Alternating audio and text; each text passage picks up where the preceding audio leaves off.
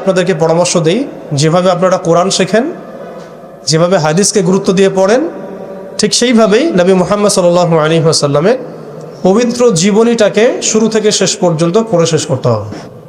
তাহলে আপনি ধাপগুলো বুঝতে পারবেন কিভাবে তিনি সমাজ সংস্কার করেছেন। না হলে বুঝতে পারবেন না। কোরআনের একটা আয়াত থেকে আপনি নিজে নিজে একটা দলিল তো বের করতে পারবেন না, একটা হাদিস থেকে আপনি নিজে নিজে একটা দলিল তো বের করতে পারবেন না। সিরাতটা যদি মাথায় থাকে, পুরো সিরাত মোবারক পবিত্র সিরাত, তাহলে আপনি বুঝতে পারবেন কোন সিচুয়েশনে নবী সাল্লাল্লাহু আলাইহি ওয়াসাল্লাম প্রেরিত হয়েছিলেন, কিভাবে শুরু করেছেন, কিভাবে সামনে এগিয়েছেন, কোন প্রেক্ষাপটে কিভাবে তিনি রিয়্যাক্ট করেছেন, এবং কিভাবে আস্তে আস্তে এই দিনটা অল্প গুটি কয়েক মানুষ থেকে পুরো জাজিরাতুল আরবের মধ্যে ছড়িয়ে পড়েছে, প্রতিষ্ঠিত হয়েছে। এক কথায় দিন কায়েম হয়েছে কিভাবে, এটা বুঝতে হলে সিরাত লাগবে। এটা যদি আমরা 2 মিনিটের মধ্যে বলি, তাহলে প্রথমে নবী সাল্লাল্লাহু আলাইহি ওয়াসাল্লাম ওহী প্রাপ্ত হয়েছেন। সেই ওহীটা হচ্ছে কোরআন এবং হাদিস এবং সুন্নাহ, এবং সেই ওহী দিয়ে তিনি দাওয়াতের কাজ শুরু করেছেন। তিনি মানুষের দরজায় দরজায় যাওয়া শুরু করেছেন। মক্কায় 13 বছর নিরলস পরিশ্রম করে তিনি দাওয়াতের মেহনত অব্যাহত রেখেছেন, এবং দাওয়াতটা ছিল পরিপূর্ণ ইসলামের দাওয়াত, আংশিক দাওয়াত নয়। আমাদের দাওয়াত, তার দাওয়াতের মধ্যে কিছু পার্থক্য দেখা যায় অনেক সময়। তার দাওয়াত ছিল পরিপূর্ণ ইসলামের দাওয়াত, আমরা কিন্তু ইসলামের অংশ বিশেষ নিয়ে কথা বলি বেশি। এটা খেয়াল রাখতে হবে।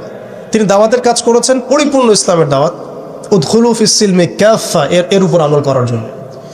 এখন এই দাওয়াতের ফলে প্রথম 3 বছর গোপন গোপন দাওয়াত হয়েছে, কিন্তু এই 3 বছরেই এমন কিছু সাহাবী তৈরি হয়েছিলেন যারা পরবর্তীতে বদর, উহুদ, খন্দক, খায়বার কাঁপিয়ে দিয়েছিলেন। যেমন আবু বকর সিদ্দিক, ওমর ইবনে খাত্তাব, ওসমান বিন আফফান, আলী ইবনে আবি তালেব, যায়েদ ইবনে হারসা, তারপরে বেলাল ইবনে রাবাহ, হামজা রাদিয়াল্লাহু আনহু, আব্দুর রহমান বিন আউফ, সাদ বিন আবি ওয়াক্কাস, আবু উবাইদা ইবনে জাররাহ, এরকম বরেণ্য সাহাবী যারা, এই সাহাবীরা তৈরি হয়েছেন কখন? ওই প্রথম সময়ের দিকে, প্রথম 13 বছরে। প্রথম 3 বছর গোপন দাওয়াতে এরকম বরেণ্য সাহাবায়ে কেরাম ইসলাম কবুল করা শুরু করেন। এরপরে দাওয়াতের গতি আরও বেগবান হয় যখন মক্কার শক্তিশালী কিছু মানুষ ইসলাম কবুল করেন, যেমন হামজা রাদিয়াল্লাহু আনহু, ওমর ইবনে খাত্তাব, এইরকম কিছু মানুষ। কারণ তাদের একজনের বক্তব্য বা একজনের অবস্থান সমাজে আরও 100 জনের সমান ছিল, 1000 জনের সমান ছিল। যখন সমাজে দাওয়াতের মধ্য দিয়ে প্রভাবশালী কিছু ব্যক্তি ইসলামের দিকে চলে আসে, তখন ইসলাম শক্তিশালী হয় এবং দাওয়াতটা বেগবান হওয়া শুরু হলো। দাওয়াত যত বেগবান হওয়া শুরু হলো, ততই কাফেরদের নির্যাতন বাড়তে থাকলো। দাওয়াত যত বেগবান হচ্ছিল, নির্যাতনের মাত্রা তত বাড়ছিল।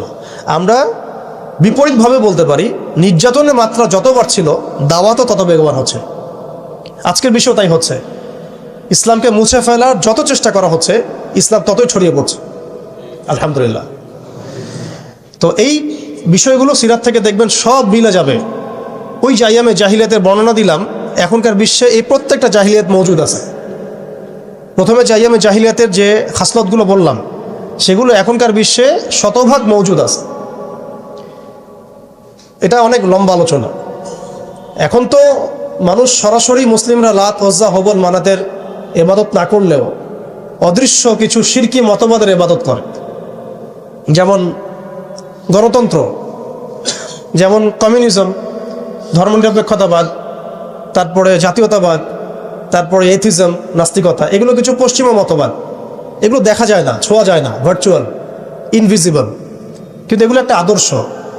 যে আদর্শগুলোর মধ্যে কুফর আছে, শিরক আছে, হারাম আছে, তাগুত আছে। সরাসরি মূর্তির সামনে সেজদা না করলেও অবচেতনভাবে মুসলিমরা আজকে এই মতবাদগুলোর পূজা করতেছে।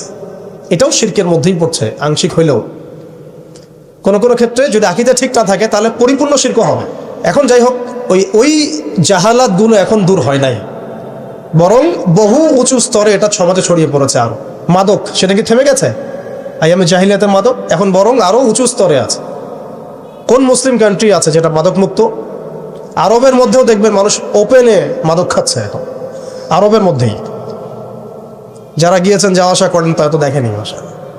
মাদক থেকে কে মুক্ত? কোন কোন ন্যাশনটা মুক্ত মুসলিমদের মধ্যে? বরং ইসলামিক কান্ট্রিগুলোতে মদকে সংবিধান দিয়ে হালাল করা হয়েছে। ইসলামিক কান্ট্রিগুলো বলি আমরা যে তথাকথিত ইসলামিক কান্ট্রি, বাংলাদেশকে তো অনেক ইসলামিক কান্ট্রি মনে করে আর কি, ঠিক আছে? পাকিস্তানকে ইসলামিক কান্ট্রি মনে করে, ইরানকে ইসলামিক কান্ট্রি মনে করে, ঠিক আছে? জর্ডানকে ইসলামিক কান্ট্রি মনে করে, লেবাননকে ইসলামিক কান্ট্রি মনে করে। ইসলামিক কান্ট্রি আর ইসলামিক স্টেট এগুলো এক না বিষয়। মুসলিম সংখ্যাগরিষ্ঠ থাকলেই একটা রাষ্ট্র ইসলামিক স্টেট হয় না, হয় না। মুসলিম সংখ্যাগরিষ্ঠ থাকলে একটা রাষ্ট্র কখনো ইসলামিক স্টেট হয় না। একটা রাষ্ট্র তখনই ইসলামিক স্টেট হয় যখন সেটা আল্লাহর আইন দ্বারা পরিচালিত হয়। তো বাংলাদেশ কি আল্লাহর আইন দ্বারা পরিচালিত হয়? সবাই জানি এটা হয় না। এটা হওয়ার ইচ্ছাও কি তাদের আছে? যারা লিডিং রোল প্লে করে তাদের তো ইচ্ছাও নাই, কারণ তারা মনে করে যে ইসলামিক আইন দিয়ে যদি রাষ্ট্র চলে তাহলে রাষ্ট্র নাকি মৌলবাদী রাষ্ট্র হয়ে যাবে, পশ্চিমারা রাগ করবে, আমেরিকা আব্বু মাইন্ড করবে, ভারত নাকি খেপে যাবে। এগুলো তারা মনে করে, এই জুজুর ভয় তারা আমাদেরকে দেখায়। এগুলো সব জুজুর ভয়। অথচ রাসূলুল্লাহ সাল্লাল্লাহু আলাইহি ওয়াসাল্লাম যখন মদিনা রাষ্ট্র কায়েম করেছেন তখন বিশ্বে রোমানরা পরাশক্তি ছিল, পারস্যরা পরাশক্তি ছিল। মদিনা রাষ্ট্রের আয়তন এতটুকু ছিল, ছোট না, খুব বড় রাষ্ট্র ছিল না, ছোট একটা রাষ্ট্র, জনসংখ্যাও কম। মদিনার মধ্যে ইহুদিরা আছে, বনু কোরাইজা, বনু কাইনুকা, বনু নাজির আছে, পাশে আবার কিছু পত্তলিকও আছে, মদিনার ভিতরে আবার মোনাফেকরাও আছে। তাদের অস্তিত্বের উপরেই মদিনা রাষ্ট্র কায়েম হলো এবং সেখানে আল্লাহ পাকের বিধান বাস্তবায়িত হলো। কই, তখন তো আমরা এভাবে চিন্তা করি নাই যে রোমানরা খেপে যাবে, পার্সিয়ানরা খেপে যাবে। ওরা তখন সংখ্যার দিক থেকে, অস্ত্রের দিক থেকে, জনবলের দিক থেকে, মানে আপনার সার্বভৌমত্বের দিক থেকে মুসলিমদের চেয়ে অনেক শক্তিশালী ছিল। কিন্তু কোনো মুসলিম তো এভাবে চিন্তা করে নাই যে আল্লাহর জমিন, আল্লাহর আইন বাস্তবায়িত করলে ওরা আমাদের উপর খেপে যাবে, তেরে আসবে। আর আসলেই বাকি যে কয়েকবার তেরে আসছে সেই কয়েকবার তারা নাকানি চুবানি খেয়ে বিতাড়িত হয়েছে। আমরা সেই রোমানদেরকে ডিফিট করেছিলাম, সেই পার্সিয়ানদেরকে ডিফিট করেছি, সেই রোম সাম্রাজ্য, সিরিয়া, শাম এগুলো আমরা বিজয় করেছি, সে পারস্য আমরা বিজয় করেছি। যারা আমাদের এগেনস্টে দাঁড়ানোর চেষ্টা করেছে আল্লাহ পাক ধুলা মানি উড়িয়ে দিয়েছিলেন। কই, তখন তো আমাদেরকে এত নেগেটিভ চিন্তা করতে হয় নাই, ব্যাকফুট চিন্তা করতে হয় নাই। এখন হয় কেন? বিকজ আমরা সেই ইমান, সেই তাকওয়া, সেই আকীদা, সেই আমল, সেই মানহাজের মধ্যে নাই। As simple as that. আমরা এখন সেই অবস্থায় নাই, ইমানের দিক থেকে, আমলের দিক থেকে, তাসকিয়ার দিক থেকে, জামাআর দিক থেকে, সবচেয়ে বড় কথা হচ্ছে দিন পালনের দিক থেকে আর কি, দিন বোঝা এবং পালন করার দিক থেকে আমরা ওই জায়গায় নাই। আমরা দেখুন দিন পালন করছি আংশিক, যতটুকু আমার পক্ষে পসিবল হচ্ছে আংশিক, বুফের মতো আমরা মনে করছি, যেটা ইচ্ছা নিব, যেটা ইচ্ছা নিব না। দিন তো বুফে না।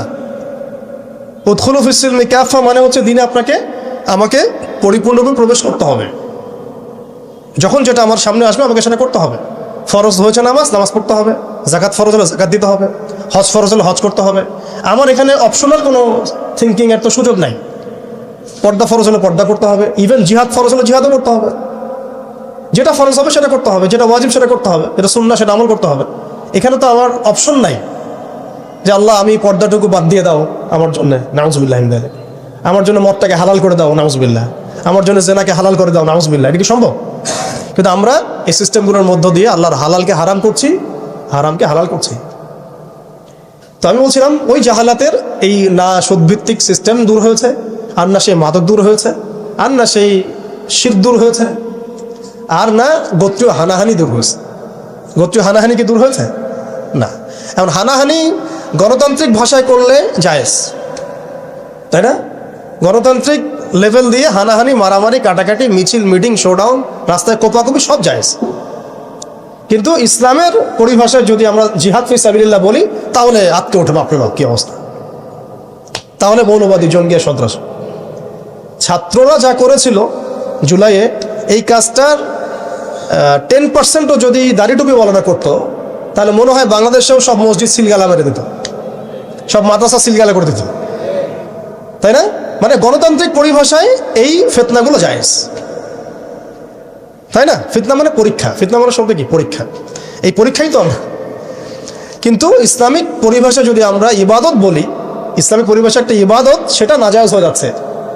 আর গণতান্ত্রিক পরিভাষায় তথাকথিত এই গণতান্ত্রিক রাষ্ট্রে এবং গণতান্ত্রিক এই বিশ্বে এগুলোকে তারা জায়েজ করে নিয়েছে।